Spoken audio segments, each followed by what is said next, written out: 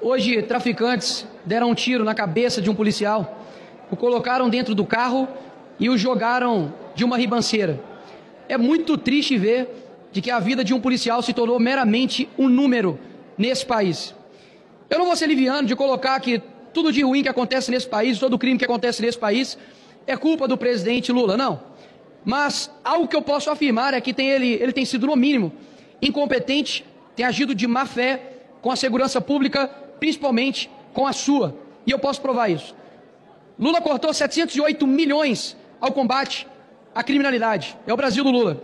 A violência no campo bateu recorde de 2.000 invasões. Lembrando que na época do Bolsonaro tivemos o número de 0. Repito, 0 invasões. Estupros e assassinatos de mulheres aumentaram no Brasil de Lula. Tráfico de drogas aumentou 7% no Brasil de Lula.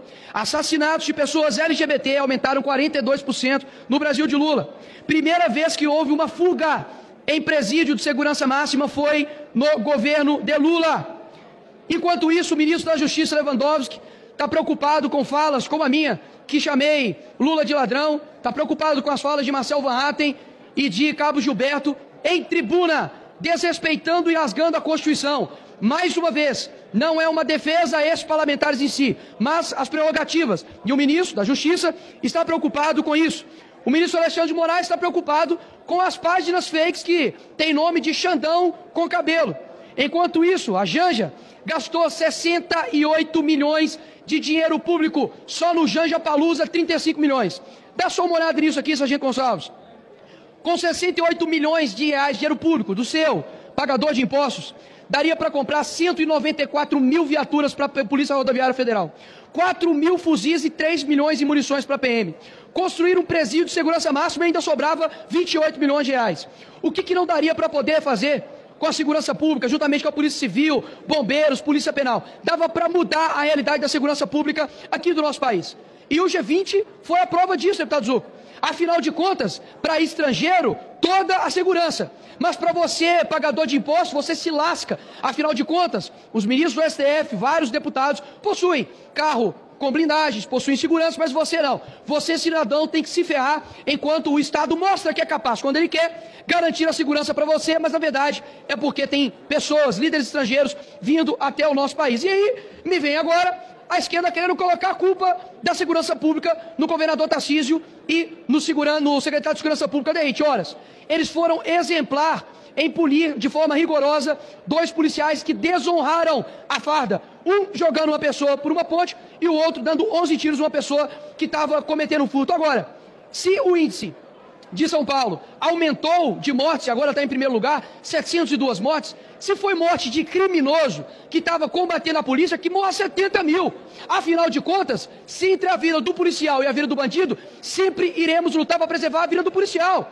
Policial que está desanimado de trabalhar, afinal de contas, ele não pode fazer o seu serviço sem ter a mídia e o judiciário acabando com a vida dele. População que cada vez mais fica refém dos criminosos, enquanto isso o STF está fazendo o quê?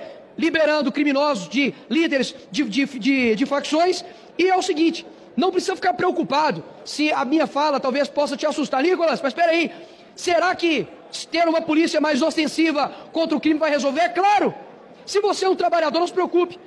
A polícia não vai entrar e invadir a sua casa de uma hora para outra, não. Agora, se você nesse país for estuprador, pedófilo, corrupto, se você for traficante, você tem que se ferrar. E é nisso que eu acredito agora. Desde quando a gente, nós, deputados, senadores, cidadãos comuns, largamos a segurança pública? Porque, afinal, os criminosos cada dia estão mais à vontade de cometer crimes. Será que a vida de um policial que sai de dia e não sabe se volta à noite vale menos do que a sua? Que caramba de país é esse?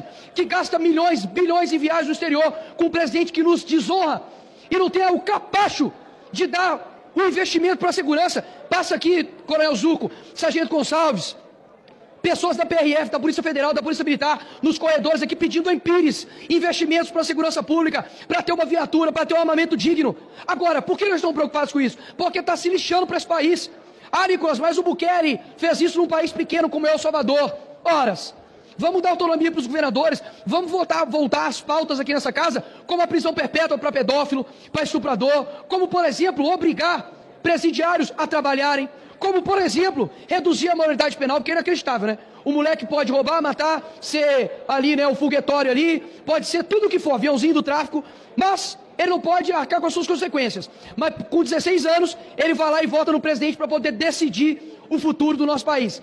Eu fico assim, de fato, abismado e puto de saber que aqui não falta dinheiro, não, Júlia Zanata. O que falta aqui nessa casa não é dinheiro para investir em segurança pública para poder gerar paz nesse país, não. Sabe por quê?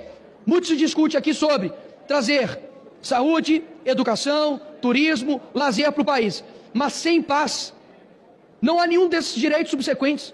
Como que você vai garantir uma educação de qualidade se no meio do caminho seu filho pode tomar um tiro de bala perdida?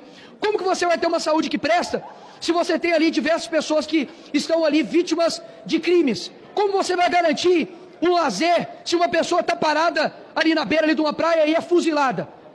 A pauta da segurança pública e segurança no nosso país tem que ser a primeira, porque os bandidos estão tranquilos enquanto a população está refém da bandidagem. Ou a gente combate os criminosos, ou eles vão nos amordaçar, vão matar os nossos familiares, e não acho que é preciso com que um parente, talvez, de um grande líder, possa sofrer um atentado nas mãos de criminosos, para que a gente abra os olhos que a gente precisa meter o ferro em bandido.